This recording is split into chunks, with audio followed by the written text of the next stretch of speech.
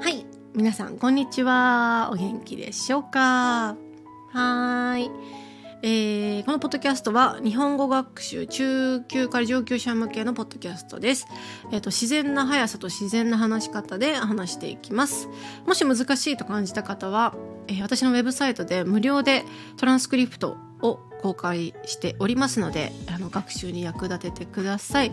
あとペイトリオンサイトでは今回のエピソードの新しい言葉を学習できますので、ぜひこちらも合わせてチェックしてみてください。本日は、11月23日です。日曜日です。今。はい。日本はですね、24日は祝日。ちょっと、うちの猫のモナ君が今ちょっとだいぶ活発に動いてますので、もしかしたら猫の鳴き声が入っているかもしれないんですけれども、気にせず。はい。リスニングしてくださいね。この鳴き声も。なんて言ってんだろうって言ってね。はい。ということで、そう、明日は祝日なんで3連休なんですね。22、23、土日で24が、何の日だったっけな。勤労感謝の日ですね。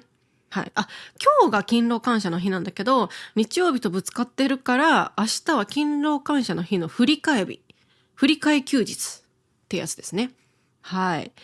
日曜日の代わりに月曜日が休みになっているっていう感じで、勤労感謝の日どんな日かって話なんですけど、簡単に言うと、勤労に感謝する日です。はい。説明になってねえよってね。ビシーって説明になってねえよってね、ツッコミが入ってると思うんですけれども、勤労っていうのはですね、勤めるという漢字と労働の労で勤労ですね。なので、海外でいうレイバーデー的な日ですよね。なんか、労働者の日みたいな、労働者に感謝する、仕事、働くということに感謝してみんなで休もうぜっていう日ですね。はい。フリーランスの私はそんなことね、これっぽっちも関係ねえんですけど、はい。世間はですね、3連休です。はい。いいなーっていうね。はい。皆さんはね、そろそろ、皆さんっていうかアメリカか。アメリカはそろそろあれじゃない、サンクスギビングっていうやつがね、始まって12月に入ったらね、クリスマス的なね、流れになってきますね。はい、もう年末が近づいてきてるんですけれども、今日は、そう、3連休中日なんですね、中日。3連休の真ん中の日とかっていうことを、3連休の中日って言うんですけど、うちの両親はですね、元気に、両親2人と、お友達と一緒に、歌舞伎を見に行ってます、今日。はい、私は一人留守番、うるせえ猫と一緒に留守番して、モナちゃんちょっと静かにしてもらっていい？今、ポッドキャスト撮影してるの。ね、君が喋るターンじゃない。私が喋るターン、今。はい。ということで、そう、猫とね、二人で、留守番中なんですよ。もう両親はね、歌舞伎行って、でその後飲みに行って、多分酔っ払って帰ってくるみたいな感じです。ちょっとモナ君、今、ポッドキャスト撮影してるから、はい、みんなに挨拶して。はい、こんにちにゃ。こんにちにゃ。にゃ。はい、言わない。はい、そう。で、私は一人、両親の方が元気ということでね、娘は一人、引きこもっております、家に。はい。特に予定はない。この3連休。仕事するかなって感じですね。はい。ただですね、最近ね、ちょっとドラマを2本見たので、今日の小話を、ちょっとドラマの話をしたいと思います。はい。一つ目はですね、ハートストッパーっていう、イギリスのラブストーリー。ラブコメディラブ。とりあえずラブな話です。はい。ネットフリックスオリジナルなのかな、イギリスの、そう、ドラマで、結構短いんだけど、まだね、シーズン1の途中なんだよね。3、4エピソード見たって感じで。はい。これは私の彼氏にね、おすすめされた、ハートストッパーですね。はい。で、次はもう一つは、美しい彼というドラマ。これもラブです。ラブストーリー。なんて言うんだこのジャンル。ラブストーリー系恋愛系だね。恋愛ドラマ。はい。まあ、美しい彼って海外のタイトルだとなんか My Beautiful Man っていう名前らしいんだよね。ちょっと、まあ、確かに。美しい彼って言うと My Beautiful Man になるかって言われるとちょっとなんかちょっと変な感じするんですよね。My Beautiful Man ちょっとなんか、いやわかんない。日本人の感覚ね。英語私ネイティブじゃないかわかんないんだけど。はい。美しい彼って言うとなんかちょっとかっこいい感じの、なんかこう、ポエム感があるんだけど、どうなんだろう。My Beautiful Man もそういう感じなのか。私の言い方がおかしいね。My Beautiful Man。はい。っていう名前でね、有名なんですけど。はい。まあ、もうちょっとお気づきの方いらっしゃると思うんですけれども、このハートストッパーも、My Beautiful Man。ちょっとね、これ、美しい彼っていう名前にしよう。ちょっと笑っちゃうから。うん。なんか、My Beautiful Man って言うとなんかスパイダーマンみたいななんかテンションになっちゃう。自分の中で。なんかスパイダーマンみたいな。My Beautiful Man みたいな。何を言ってんだろうね、モナ君。ね、私は一人で何を笑ってるんだろうね。モナ君。はい。ということで、そう。まあ、お気づきな方いると思うんですけど、どちらも、BL 作品でございます。はい。はい。そう。私あんまりね、恋愛ドラマ見ないんですよ。基本的に。恋愛アニメも見ないし、恋愛ドラマ、恋愛映画。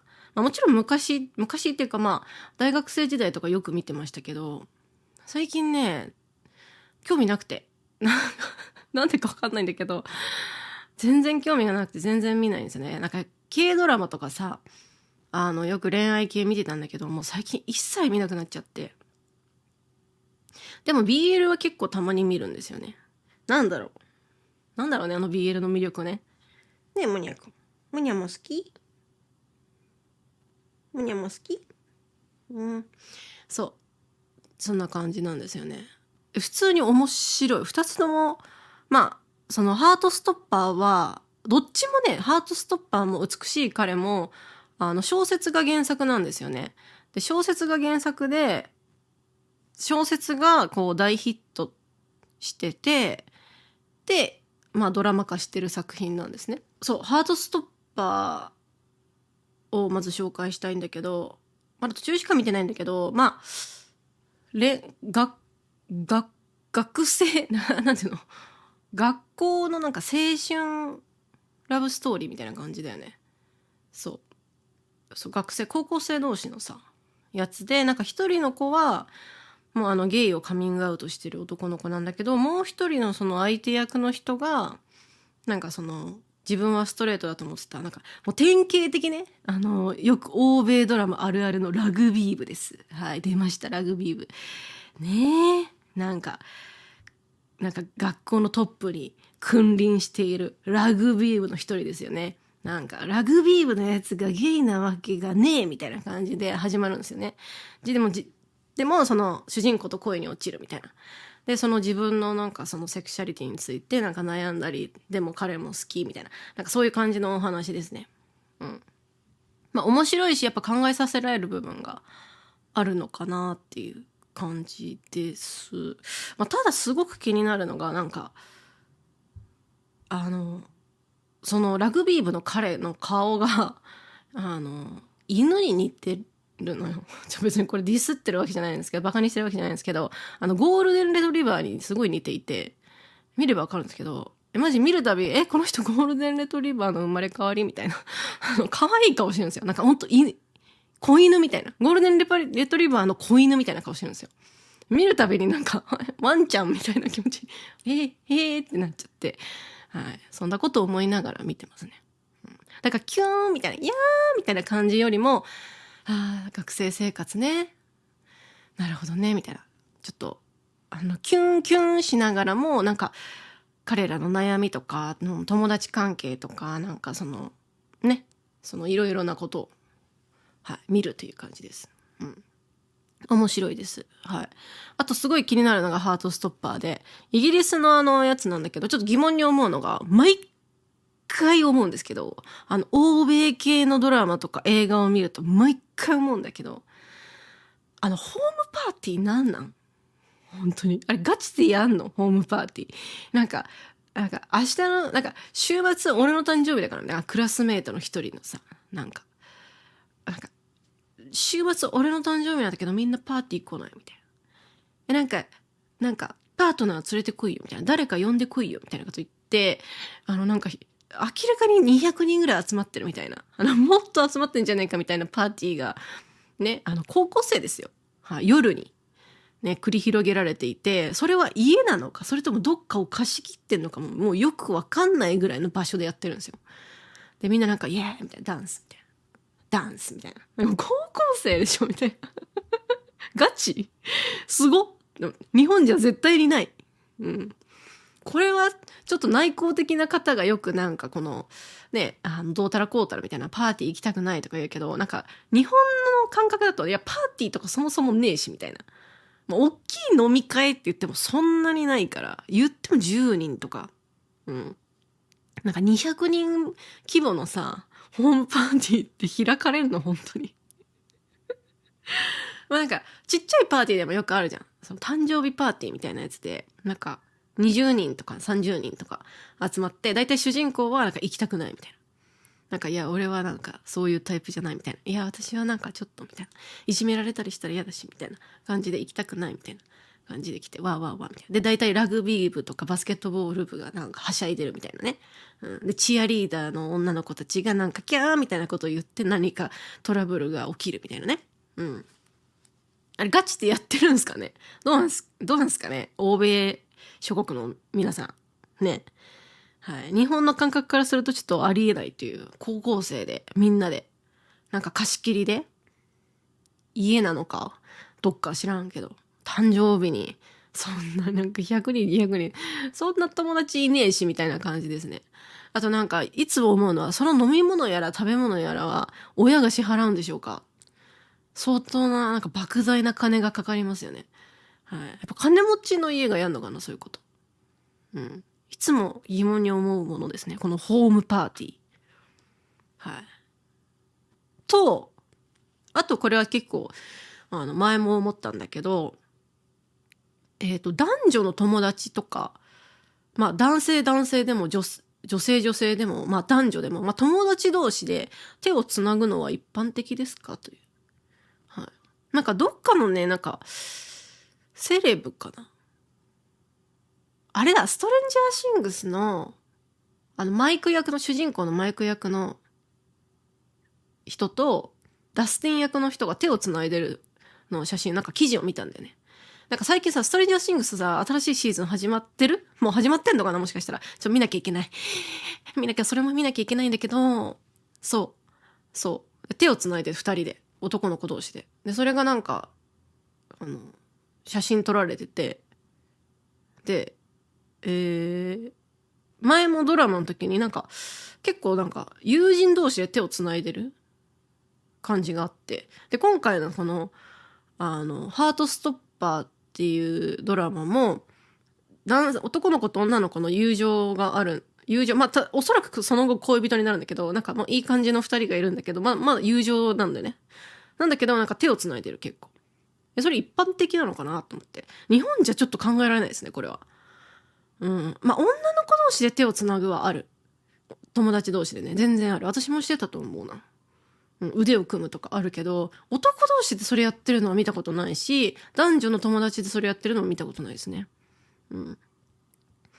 どうでしょうか？はい。誰か答えを教えてね。コメントで。まあでも、やっぱね、文化の違いをやっぱ感じるよねっていうのはありますね。なんかその、恋人同士じゃない謎のデーティング期間みたいなのともあったりするじゃん。未だに私はよくわからない、あれが。日本だともう付き合ってください。はい、今日から彼氏彼女みたいな。で、別れるときはちゃんと別れましょうって話をして解散する。解散するっていうか、まあ、別れる。ね。だから始まりと終わりがきっちりしてる。ね。そう。でもなんか、その特に欧米系ドラマ見てるとやっぱなんか謎のさ、その彼氏彼女なのか友達なのかわからない期間みたいなのがあるじゃん。あの文化がいまいちこうつかめない。はっきりと。うん。ようわからんなーって思いながら、この主人公とこの人は付き合ってるんだろうかっていつもなんか謎に思いながら、はい、見ますよね。はい。まあ、みんなもあると思う。なんか日本のドラマとかアニメとか見ていて、これって何？この文化何？とかね、あると思うんでね。今度ちょっとアンケートで聞いてみようかね。日本のドラマアニメから見て思う不思議なこと。うん。今度ちょっとアンケートを取ってみんなに聞いてみようかと思います。はい。面白そうだよね、それ。はい。まあ、一つね、ちょっと訂正しておくけど、もう先に、アンケート取る前に先に言っておくけど、日本のよくある恋愛ドラマや恋愛アニメで、や漫画である、イケメン先生と、美少女女子高生の恋愛はありえません。犯罪です。ありえません。普通に。キモいです。普通に。はい。みんなの夢を壊して申し訳ないんですけれども、イケメン先生と美少女女子高生の恋愛はありえません。現実では。はい。それだけ訂正しておきます。あれはもう漫画の世界ですね。あんな先生いたらいいよね、みたいな。でも先生生徒のこと手出しちゃいかんやろ、みたいな。未成年やで。イエーってね、いつも思いますけれども。はい。まあ、ファンタジーです、あれは。ファンタジー。まあ、実際にあると思うんだけど、まあ、実際にぶっちゃけあるんだけど、一般的ではないです。で、隠さなきゃいけないし、普通に犯罪です。はい。犯罪。うん。そう、あとね、そう、2個目のその美しい彼ですね。美しい彼はね、私はもう何回見てるんだろう、このドラマを。大好きで。本当に大好きで。My Beautiful Man ですね。My Beautiful Man は、そう、すごい好きで、そう。ドラマ、今回見たのが劇場版映画がね、出てたんで、それまだ見てなかったんで見たんですけど。素晴らしい。あのカップルは本当に推しです、私の。本当に素晴らしいカップリング。もう幸あれ。二人に幸あれって思ってますね、私は。はい。なんかこう、恋愛系のドラマとか見ると、あの人かっこいいみたいになるじゃん。こういう役の人がいるといいな。なんかこういう役の女の子が実際にいたらいいなとか思ったりするじゃん。なんか思ったりして、なんか自分はその人となんかそういう人と出会いたいとか思うんだけど、美しい彼は主人公も主人公の相手役の男の子も全然現実世界にいなくて大丈夫っていう感じで、なんか全然いいと思わないんだけど、でもなぜかこの二人だけで完結するその二人だけの世界がもう二人以外にはちょっと無理ですっていう感じで、ちょっとね、だいぶ性格というかだいぶ難ありな二人なんですけど、はい、二人の世界幸あれって感じでね、はい、そう、まあ、これもね原作がね面白くて、私は小説を読んだんですよね。凪良優さんが書いてるんですよね、この美しい彼の小説。シリーズが4つ出てんのかな、4つ5つかな、出てるんですけど、そもそもこの凪良優さんっていう方がすごく日本で今注目されてる小説家の方で、普通に小説家としてめちゃめちゃ有名なんですよね。その方が書いている恋愛の、まあ、BL 恋愛小説なんですけど、その凪良優さん自体がもうすごく小説家としてなんか素晴らしいお方なので、なんかこのシンプルに本当に面白いんですよ、小説が。話の構成とかストーリーとか、なんかこうなんか言葉遣いとか、なんかこう思わず笑っちゃうところがいっぱいあって、いやなんでそうなんねんみたいなこととか、なんか泣いちゃったりして、なんかこうね、すごい喜怒哀楽をこう操られるんですね、この小説には。ね、ドラマはね、ちょっとね、バジェットが少なかったかなっていう感じでね、すごくちょっとね、カットされてるんですよね、めっちゃ。うん。だから惜しいんですよね。ドラマも面白いんですけれども、小説の方が500倍ぐらい面白いっていう作品ですね。はい。ぜひね、恋愛系の小説見たい方はぜひおすすめです。すごく、レベルは高いけど、日本語のレベルはね。うん。めちゃめちゃ面白くて、小説も読み直してますね。はい。はい。っていう感じですね。っていう感じです。そう。そんな感じなんですけれども、なんかこの後もちょっとポッドキャストを撮影して、ご飯食べてから、またハートストッパーの続きを見ようかなって。今すごいいいところ。すごいいいところ今。この後どうなんのみたいな。まあって感じなんですけどね。はい。まあ。今日はね、ちょっと本題はもうちょっとなんかちょっとプライベートという話というか、まあ真面目な話というか、まあみんなに聞いてっていう話なんですけれども、まあ今日ね、午後はこんな感じで、だらだらドラマ見たりしてたんですけど、今日ね、朝からまあランチ過ぎぐらいまで、昼過ぎぐらいまで、ちょっと法事でね、はい、お寺に行ってたんです。とってもお久しぶりに。はい。まあ、おばあちゃんがね、私のおばあちゃん亡くなって17年経って、17回忌の法事が今日ありました。はい。前ね、私のポッドキャストでも、日本ではなんか人が亡くなった後、どう供養をするか、その供養のやり方、みたいなことを、説明したことがあるんですけど、奇数の数字の時に、お寺に行って、まあ、法事をやるんですよね。お経を読んでもらって、みんなでお墓参り行って、親戚が集まるみたいな。で、結構ね、うちの家族、まあ、家族によってね、多分ね、これやるやらない結構あるんですけど、うちの家族結構きっちり、何でも、もう17年経ってても今でもちょっとやる。今回が最後かな、おばあちゃん。多分最後って言ってたね。17回忌の後は多分21回忌、21年目亡くなってから。とか、25とかになるんで、さすがにちょっとね、長いから、そこもう多分今回で最後なんですけど、そう、おばあちゃん亡くなってもう17年経ったんだねって言ってみんな親戚で集まって、まあお寺に行って、まあお経を読んでいただいて、お墓をきれいにして、まあみんなでご飯を食べて。うなぎ食べた、久しぶりに美味しかった。そう。まあなんだけど、まあ今回ね、そう、親戚に久しぶりに会ってさ、年取っててさ、みんな、当たり前なんだけどね。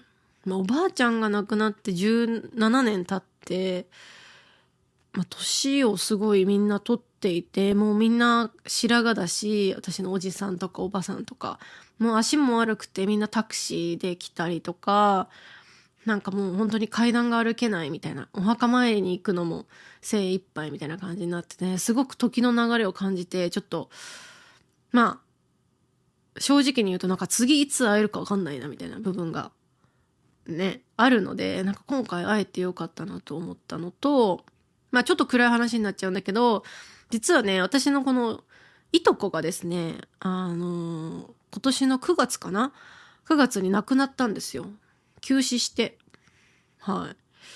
まあ、いとこはね、年の離れたいとこで、お父さん側のいとこなんですけど、50歳ぐらいだったのかな今年。うん。そう。私がフランスにいる間に倒れてしまって、まあ私はフランスにいたから、まあ帰れなかったから、なんか、そのいとこのね、お葬式とか、なんか納骨なんか骨をお墓に納めるのは、お葬式から49日後にやるんですけど、それも行けなくて、そう。だから今回、そのおばあちゃんの、その17回忌の時に一緒にお墓参り行ってみたいな感じをしたんですよね。そう。でも50はまだ若いけどね、普通に。はい、突然倒れちゃって、でもまあ結構アルコールとか飲んでた人だったんで、まあ結構肝臓とかもボロボロで、みたいな感じ。そのまま目が覚めずにっていう感じだったんですよね。そう。まあ年が離れてたし、もちろん会ったことあるんだけど、なんかそんなにすごく仲のいいいとこだったわけじゃないから、なんか、うわ、最後会いたかったなっていう気持ちぐらいがあるって感じですね。うん。なんか残念だったな、みたいな。なんかもっと会っておけばよかったなとか思うみたいな感じで、そうっていうことでですね、なんか人は突然亡くなるんだなっていうふうに思ってね。で最近さ、ごめんなさいね、暗い話になっちゃって、まあ私はなんかもうなんか暗い、そのいとこが亡くなった時は結構暗かったんだけど、もうだいぶ時間も経ったしね。なんか今日もね、親戚が集まってなんか結構みんなね、賑やかにね、話していたんで、まあいいんですけど。で、なんか最近私はやっぱ両親の家に住んでるんで、やっぱね、両親がやっぱり年を取ったなっていう風に感じるんですよね。そう。みんなもそんな気持ちない？なんか久しぶりに両親に会ったら、いや、なんかすごい年取ったな、みたいな。ね、なんかこう、最近も足も悪いとか背中が痛いとか、目が見えなくなってきた、耳が聞こえにくいみたいな、なんかいろんな問題がありましてね、なんか、改めて今ちょっと親孝行をちょっとちゃんとやんないとって、そろそろって思ってますね。親孝行。ね。親孝行っていうのは、なんか親に、恩返しするってことですね。今までの感謝を返す。うん。はい。私、親孝行何をしてきたんだろうと思うと、ね、わからないんですけれども、とにかくね、自分が元気に幸せに生活しているっていうことはね、一つの親孝行だとは思うんですけど、もっと一緒にお出かけしたり、ご飯行ったり、お話ししたりみたいな。今、両親と一緒に住んでるんで、もう私はね、1月引っ越すんですよ。家がもう決まって、だからもう出ていくんで、やっぱそれまでにね、なんか、親とできるだけお話ししておこうっていう気持ちはありますね。なんか週末とかもできるだけ休んで一緒にどっかお出かけしようみたいなね、気持ちではありますね。本当に。私の両親はまだね、働いてるんですよね。もうすぐ父は70歳になるんですけど、うちは自営業なんで、なんだろう。会社で決められた退職の日はないんですよね。うん。だから体が動くまで続けるみたいな感じなんですよね。で、やっぱりなんかね、会社を辞めてしまう、わかんないですけど、私の今回会った親戚のおじさんとか見てると、やっぱ会社を辞めてリタイアした後が、やっぱ急にこの老化が進むって言ってました。うん。今までは会社外に出て、やっぱ社会と関わっていって、同僚もいるし、お客さんもいるし、体も動かすし、情報も入ってくるしっていうことで、結構なんか生き生きしてたんですけど、やっぱ会社が、辞めて、やっぱ家にいるようになっちゃって、ずっとなんかテレビを見てるとか、趣味だったゴルフにも行かなくなっちゃったとかで、なんか急になんていうの、衰えを感じているみたいな感じでした。はい。だからうちの両親ももしリタイアした後に、やっぱ私も積極的に一緒に出かけたりとかするようにしなきゃいけないし、なーっていうふうに今考えてます。皆さんはどうでしょうかね、ちょっと真面目な話ね。だいぶ。ね、いや本当になんか結構いとこが亡くなったってことが、なんかあんまり仲良くそう近くなかったから、だけどなんかこんなに突然、しかもまだ親が生きてるのに、いとこが、まだ50代のいとこが亡くなるんだと思って、なんか、50は若いですけど、全然。でもなんか、もうそういう年かみたいな。周りに亡くなる人が出てくる年齢になってきたと思うと、ちょっと、まだ早い。まだ私は30なんで全然早いですけど、その親族とかね、私より上の人たちが、とのお別れが近いんだなって感じて、ちょっと、もうなんか自分には何ができるんだろうみたいなことをね、ちょっと考えたりとか。はい。とはいえね、家族ってめちゃめちゃむずいっすよねっていう話もありまして、私は両親とは普通に話しますけど、深い話とかはしないんですよ。一切しないです。本当に。私が離婚した時とかも全く何にも話さなかったですね。そんなことあるって感じなんですけど、そんなことあるんです。はい。ちょっとなんか、いびつだと思う。ちょっといびつなのかな、うちの家族関係。いろいろ、なんか10の家族あれば10家族の形があって、いいと思うんで私は気にしてないんですけど、なんで私が離婚したか、親はまだ知らないです。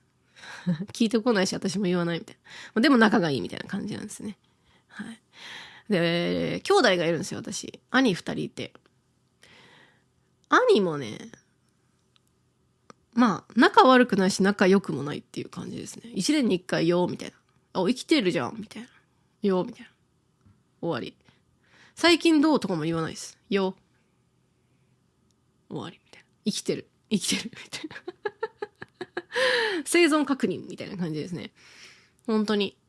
仲悪いわけじゃないけど別に仲良くないっていう感じですね。はい。自分たちで会うこともないし連絡することもないし LINE したことないかもっていう感じな。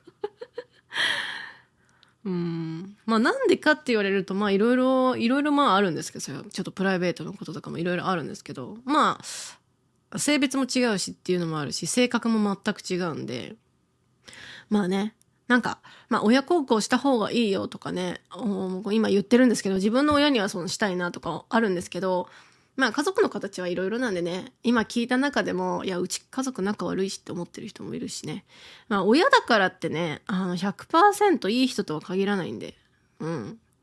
最近はね、その日本ではなんか毒親っていうね、言葉が流行ってる。なんかちゃんと子育てしなかった親、うん、なんかもう、まあ、例えて言うなら、例えば、すごい虐待があったとか、なんか、男遊び、女遊びしてた親がみたいな。で、子供の世話しなかったとか、全然お金をかけなかったとか、なんかそういうこととかですね。あとはなんか教育が厳しすぎて、なんかちょっとトラウマになっちゃったとか。まあそういうの結構ね、毒親って言ったり、親ガチャ失敗とか言うんですね。親ガチャっていうのは、親のガチャガチャね。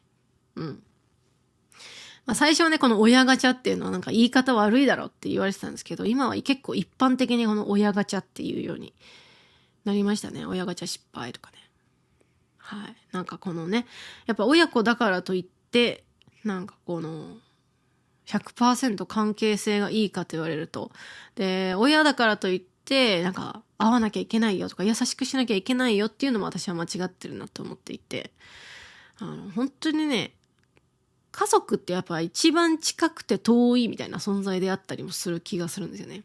一番近くて一番めんどくせえ複雑な環境。一番この閉鎖的で家族って一番閉鎖的で一番めんどくせえ場所でもあると思うんですよね。まあ仲良かったら何の問題もないんですけど、何の問題もないんですけどね。うん。でもなんかまあ今の話を聞いてね、私は親孝行したいと思うんですけれども、もしなんかその親子関係とか、なんかちょっとあんまり好きじゃないなみたいな、あんまり近くないなと思った方は、それはそれで私はいいと思うっていう。うん。私も兄弟あんま近くないしね。うん。はい。まあとはいえね、最近その親ガチャとかね、毒親という言葉がね、まあ、流行るというか、一般的に使われるようになっていて、日本で。まあいいことはあると思う。もちろん。今までやっぱ、今も、なんか今までも今もこれからも多分、親と子供って言われると、なんか100% 子供は親に優しくしなきゃいけないし、まあ親は子供に優しくしなきゃいけないなと思うんだけど、子供は親になんか恩返しをしなきゃいけないとか、なんかもっと大切にしなきゃいけないとか、なんか会いに行かなきゃいけないとかね、よく言われるじゃないですか。いや、最近親に会ってないんだよね、みたいな。なんで会ってないの、ちゃんと親に、会いなさい、みたいなこと言われると思うんですけれども、なんか、その親ガチャとか毒親っていう言葉が流行ることによって、まあ、必ずしもその親子関係というのが良好じゃないと。親子関係っていうのは完璧はないということがね、みんな分かったことだと思うんだよね。うちの親毒親だからとか言って、ああ、そうなんだ、みたいな。じゃあ距離を置いてるんだね、とか、うん、もう会わないことにしてるとかね、よく聞くんですけど。ただね、ちょっと教育が厳しかっただけでなんか毒親とか言っちゃったりする人もいるんで、それは親がかわいそうなんでね。それは私はいかがなものかなと思いますけど。うん。はい。うちの親も結構教育厳しかったですけど、うちのお母さんが結構、なんかちょっと変わってる人で、はい。まあ、いろいろありましたけれども、毒親とは思いませんね。感謝です。はい。今仲いいしね。はい。まあ今はねって感じかな。うん、まあいろいろあったけどね。いろいろありますよね。うん。はい。ということでまあ今回何が言いたかったかっていうと、まあ親孝行したいと思う人は、お早めに、うん、やってこうぜっていうね。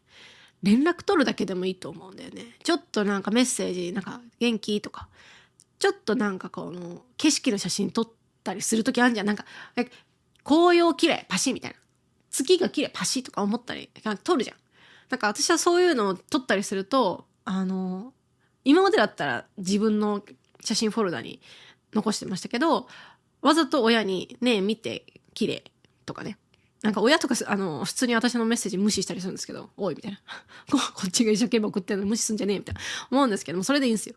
ね。なんか猫の写真とか送って可愛いとか、なんか近くにできた新しいレストランできたらピーとか写真撮って、なんかね、なんかこんなお店できてるんだけど、とかね。なんかできるだけこの会話をなんか作りたいっていう、なんかもしかしたら親にとってはねうるせえなと思ってるかもしれないんですけど迷惑みたいな、なんか娘よく喋んなみたいな、あいつうるせえなと思われてるかもしれないですけど、はい。なんかそういう些細なことでもいいと思うんですよね。ちょっと元気っていう電話してみるみたいなね。はい。ということで、隣でモニャは寝てます。すごいすやすや寝ている。よく寝れるね、こんなにうるさいのに。ね、モニャ。モニャくん。寝てます。はい、ということで。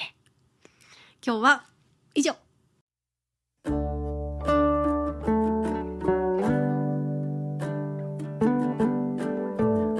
はい、今日話した話またトランスクリプト作りますので、私のウェブサイトをチェックしてみてください。あとインスタグラム、YouTube こちらのフォローもお願いいたします。すいません、今日ずっとね声の調子が最近ほんと声の調子ダメね。声の調子が悪くてすいません、なんかちょっと暗いトーンになっちゃってるかも。なんかガラガラ声になっちゃってるからすいませんね。なんだっけ、あとそう、YouTube とねメンバーシップを始めました。メンバーシップでは私がゲームをプレイしてただアップするだけの大体1時間半ぐらいのプレイ動画を週1回ぐらいアップしてます。前回はねエイジオブエンパイアディフィニティブエディションプレイして勝つまでやるというのをやりましたので、ぜひ見てみてくださいはい、はるかは勝つことができたのでしょうかね。はい、あと、サニーサイドジャパニーズポッドキャスト、こちらは他の先生とやってる、会話式のポッドキャストになります。で最近ねトランスクリプトをつけるようにしましたので、字幕も出るようになったので、ぜひ、YouTube とか Spotify とか Apple Podcast からアクセスしてみてください。はい、あとなんだっけな、あとサニーサイド言ったわ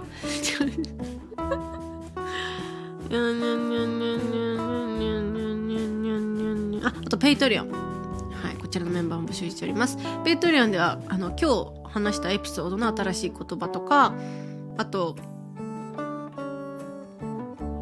なんだ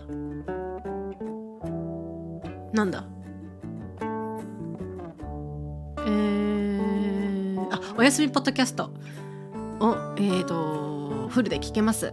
はい、タメ口ポッドキャストになります。おやすみポッドキャストはぜひチェックしてみてください。